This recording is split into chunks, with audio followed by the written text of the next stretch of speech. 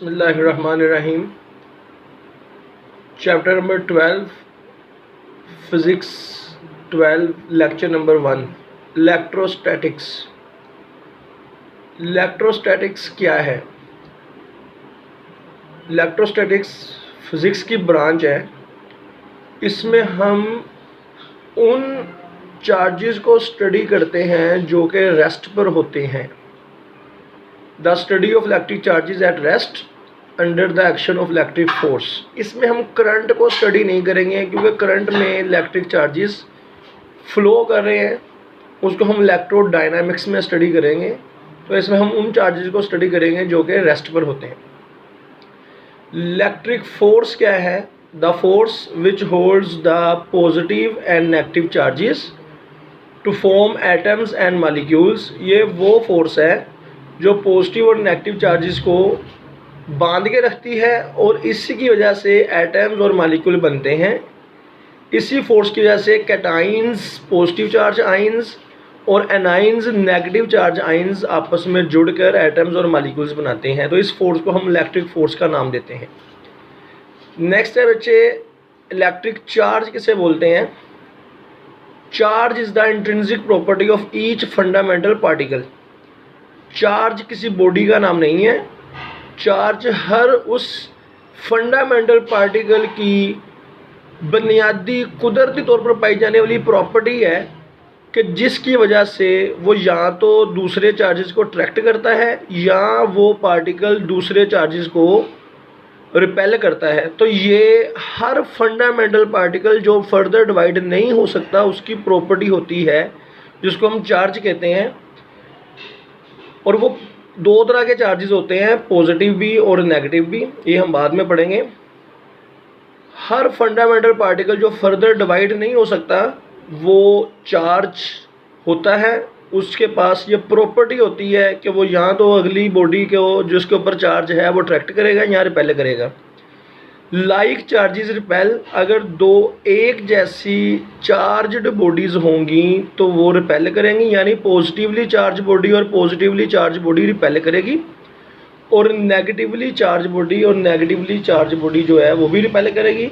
लेकिन इसके बरक्स ये जो एंड पे लिखा है अनलाइक चार्जेस अट्रैक्ट, तो जो ऑपोजिटली चार्ज बॉडी है यानी एक पॉजिटिवली चार्ज और एक नेगेटिवली चार्ज बॉडी है वो दोनों अट्रैक्ट करेंगी, लेकिन सेम चार्जेस वाली बॉडीज जो हैं वो रिपेल करेंगी। आई होप यहाँ तक सबको समझ लगी होगी।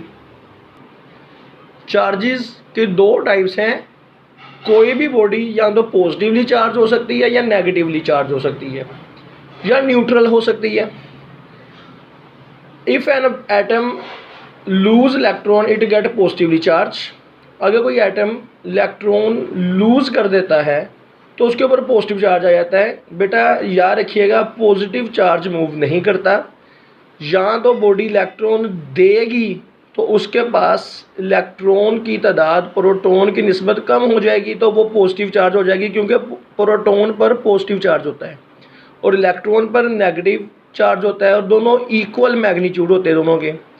तो जब उसने इलेक्ट्रॉन लूज़ कर दिया, जब उसने इलेक्ट्रॉन क्या कर दिया, लूज़ कर दिया, तो प्रोटॉन की तादाद इलेक्ट्रॉन से ज़्यादा हो गई, तो इसलिए बॉडी पर पॉजिटिव चार्ज आ जाता है। लेकिन इसका ये मतलब नहीं है कि बॉडी ने पॉजिटिव चार्ज लिया है, बल्कि उसने नेगेटिव चार्ज इलेक्ट्रॉन लूज़ किया है। इसी तरह से अगर कोई एटम इलेक्ट्रॉन गेन करता है तो उसके पास इलेक्ट्रॉन की तादाद नेगेटिवली चार्ज बॉडी इलेक्ट्रॉन जो है वो ज़्यादा होंगे प्रोटॉन से, तो जिस वजह से उस बॉडी पर नेगेटिव चार्ज आ जाता है। और अगर किसी बॉडी के पास प्रोटॉन और इलेक्ट्रॉन की तादाद सेम होगी तो वो बॉडी न्यूट्रल कहलाती है, क्योंकि प्रोटॉन और इलेक्ट्रॉन का चार्ज का मैग्नीट्यूड तो सेम है लेकिन उनकी पोलैरिटी ऑपोजिट होती है। प्रोटॉन पॉजिटिव चार्ज होता है और इलेक्ट्रॉन नेगेटिव चार्ज होता है। तो अगर दोनों के पास प्रोटॉन और इलेक्ट्रॉन दोनों इक्वल होंगे एटम के पास तो वो न्यूट्रल होगा। अगर वो इलेक्ट्रॉन लूज़ कर देगा तो वो पॉजिटिव चार्ज गेन कर लेगा एटम, और अगर एटम इलेक्ट्रॉन ले लेगा तो वो नेगेटिव चार्ज गेन कर लेगा। इसी तरह से बच्चे हमने फंडामेंटल बॉडीज़ की अगर बात की तो फंडामेंटल पार्टिकल से हमारा ऐसा पार्टिकल है जो फर्दर डिवाइड नहीं हो सकता। तो इलेक्ट्रॉन फंडामेंटल पार्टिकल है, ये डिवाइड नहीं हो सकता। इसके बरक्स प्रोटॉन और न्यूट्रॉन जो हैं वो डिवाइड हो सकते हैं, वो डिवाइड होते भी हैं, तो वो फंडामेंटल पार्टिकल नहीं है, इसलिए न्यूट्रॉन पर चार्ज नहीं होता। कुछ पार्टिकल्स ऐसे होते हैं जो चार्ज नहीं है, तो वो फंडामेंटल नहीं हो सकते। फंडामेंटल बॉडीज़ हमेशा चार्जड होंगी, जो फर्दर डिवाइड नहीं हो सकती। प्रोटॉन के ऊपर, पार्टिकल के ऊपर चार्ज है, लेकिन ये भी फंडामेंटल नहीं है। फंडामेंटल क्या है देखिएगा, असल में प्रोटॉन और न्यूट्रॉन इनसे मिलकर बने हैं क्वार्क्स। ये आपकी बुक के ऊपर सेकंड ईयर की बुक के आखिरी आर्टिकल है 21वें चैप्टर का। 6 क्वार्क होते हैं, up, down, top, bottom, charm और स्ट्रेंज। इनके ऊपर चार्ज भी होता है 2/3 पॉजिटिव में, यानी इलेक्ट्रॉन का 2/3 चार्ज। डॉन क्वार्क के ऊपर -1/3 यानी इलेक्ट्रॉन का 1/3 लेकिन नेगेटिव में। इसी तरह से टॉप पर +2/3, बॉटम के ऊपर -1/3, चार्म के ऊपर +2/3 और स्ट्रेंज के ऊपर -1/3। इन्हीं से मिलकर सारे आपके जो ये प्रोटॉन, न्यूट्रॉन्स, ये इनसे मिलकर बनते हैं। और इनके एंटी क्वार्क्स भी होते हैं। अगर एंटी क्वार्क्स की बात करें तो जो अप होगा उसके ऊपर चार्ज हो जाएगा माइनस में और डाउन पर हो जाएगा प्लस में। ये आपकी बुक के ऊपर लिखा हुआ है, सेकंड ईयर की बुक पर, आप वहाँ पर प्लीज़ चेक कर लीजिएगा।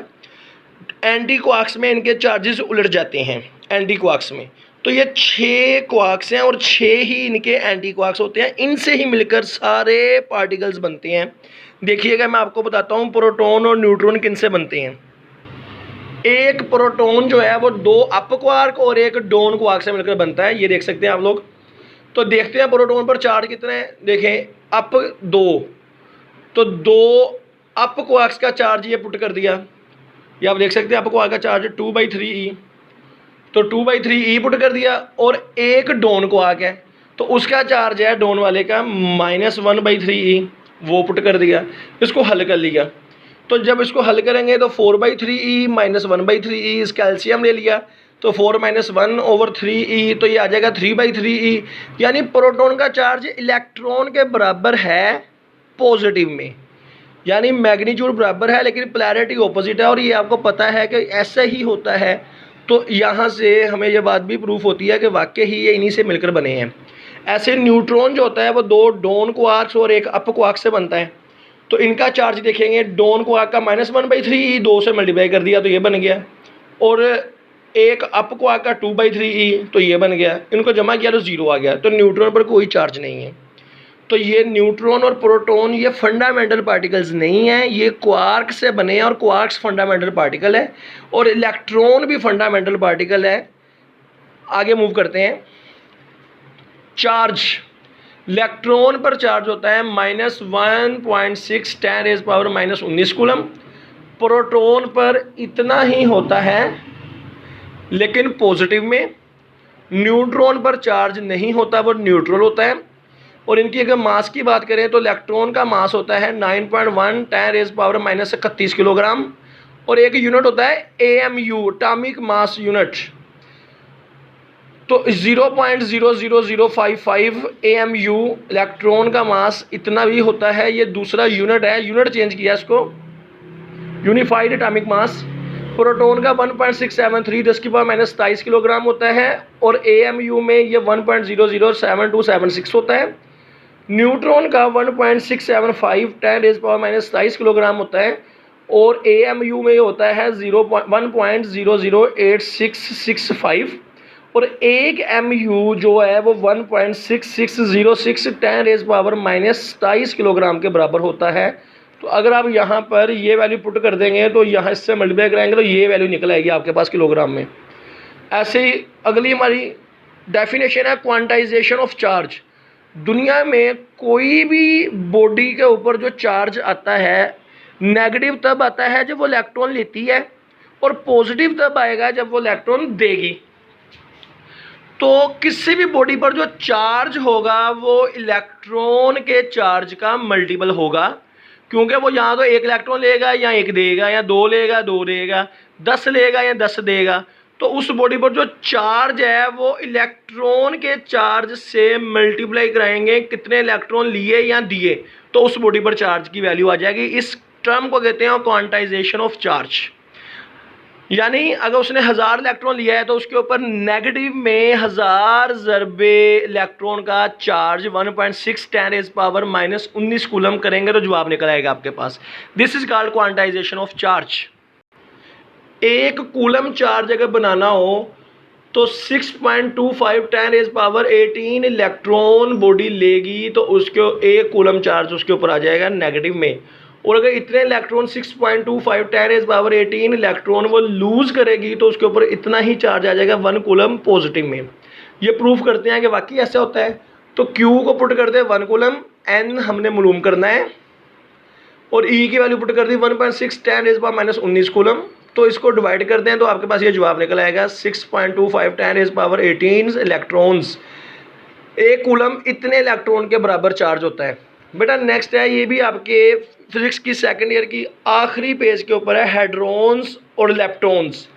हेड्रॉन्स वो पार्टिकल हैं जिनके ऊपर स्ट्रॉन्ग न्यूक्लियर फोर्स एक्ट करती है। ये न्यूक्लियस के अंदर होते हैं। प्रोटॉन, न्यूट्रॉन्स, मिजॉन्स, ये सारे ये बेसिक पार्टिकल्स नहीं हैं। क्यों नहीं है? क्योंकि प्रोटॉन भी क्वार्क से मिलकर बनते हैं, न्यूट्रॉन भी, ये 3 क्वार्क से मिलकर बनते हैं, 2 अप क्वार्क और 1 डाउन क्वार्क, ये 2 डाउन क्वार्क और 1 अप क्वार्क। जो मिजॉन्स होते हैं ये 1 क्वार्क और 1 एंटी क्वार्क से मिलकर बनते हैं। तो ये सारे के सारे हेड्रॉन्स कहलाते हैं इकट्ठा। अब हेड्रॉन्स की 2 टाइप होती हैं, बैरियॉन्स और मिजॉन्स। बैरियॉन्स वो हैं जिनका मास प्रोटॉन के बराबर होता है या प्रोटॉन से ज़्यादा होता है। जैसे कि प्रोटॉन और न्यूट्रॉन ये दोनों बैरियॉन्स हैं। और मिजॉन्स वो हैं जिनका मास प्रोटॉन के मास से कम होता है, तो उनको मिजॉन्स बोलते हैं। तो हेड्रॉन्स की ये 2 टाइप हैं, बैरियॉन्स और मिजॉन्स। तो ये दोनों ही बेसिक फंडामेंटल पार्टिकल्स नहीं हैं। अब इलेक्ट्रॉन फंडामेंटल पार्टिकल है, तो ये लेप्टॉन्स जो है ये फंडामेंटल पार्टिकल्स होते हैं। ये वो पार्टिकल हैं जिनके ऊपर स्ट्रॉन्ग न्यूक्लियर फोर्स एक्ट नहीं करती, जैसे कि इलेक्ट्रॉन्स, मियॉन्स और न्यूट्रिनोस। तो ये वो पार्टिकल्स हैं जिनके ऊपर स्ट्रॉन्ग न्यूक्लियर फोर्स एक्ट नहीं करती। ये फंडामेंटल पार्टिकल, ये फर्दर डिवाइड नहीं हो सकते।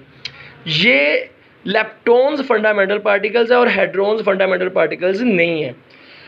तो इनको फर्दर डिवाइड नहीं किया जा सकता, लेकिन हेड्रॉन्स फर्दर डिवाइड हो जाते हैं। मैंने पहले बता दिया, बैरियॉन्स 2 क्वार्क और 1 एंटी क्वार्क से मिलकर बनते हैं और मिजॉन्स 1 क्वार्क, सॉरी बच्चे, बैरियॉन्स जो हैं वो 3 क्वार्क से मिलकर बनते हैं। फॉर एग्जांपल अगर हम प्रोटॉन का बात करें तो प्रोटॉन 2 अप क्वार्क और 1 डाउन क्वार्क से, neutron 2 down quark 1 up quark से, यानी बैरियॉन्स 3 क्वार्क्स से बनते हैं। लेकिन मिजॉन्स जो है ये 1 क्वार्क और 1 एंटी क्वार्क से बनते हैं। तो ये फर्दर डिवाइड हो जाते हैं हेड्रॉन्स, तो इसलिए फंडामेंटल पार्टिकल्स नहीं है। लेकिन लेप्टॉन्स जो हैं ये फंडामेंटल पार्टिकल्स हैं। आई होप आप सबको समझ लगी होगी। नेक्स्ट वीडियोस के लिए हमारा चैनल प्लीज़ सब्सक्राइब करें और अपने दोस्तों से लिंक भी शेयर करें। इंशाअल्लाह ताला आपको ऐसी वीडियोस बनाकर देंगे जो आपके पेपर पॉइंट ऑफ व्यू से बेहतरीन होगी। आपको लिखने का तरीका भी सिखाएंगे कि कैसे पेपर लिखना है आपने। ये नहीं होगा कि सिर्फ कॉन्सेप्ट दिया, आपको पूरा पेपर लिखने का तरीका भी दिखाएंगे। 1 मिनट मैं आपको पूरा वाइट बोर्ड दिखाता हूँ। ये देखें हमारा पूरा वाइट बोर्ड। तो इंशाअल्लाह ताला हम लोग आगे चलकर आपको सारा कुछ सिखाएंगे। तो इस चैनल को सब्सक्राइब भी करें और दोस्तों के साथ शेयर भी करें। अस्सलाम वालेकुम।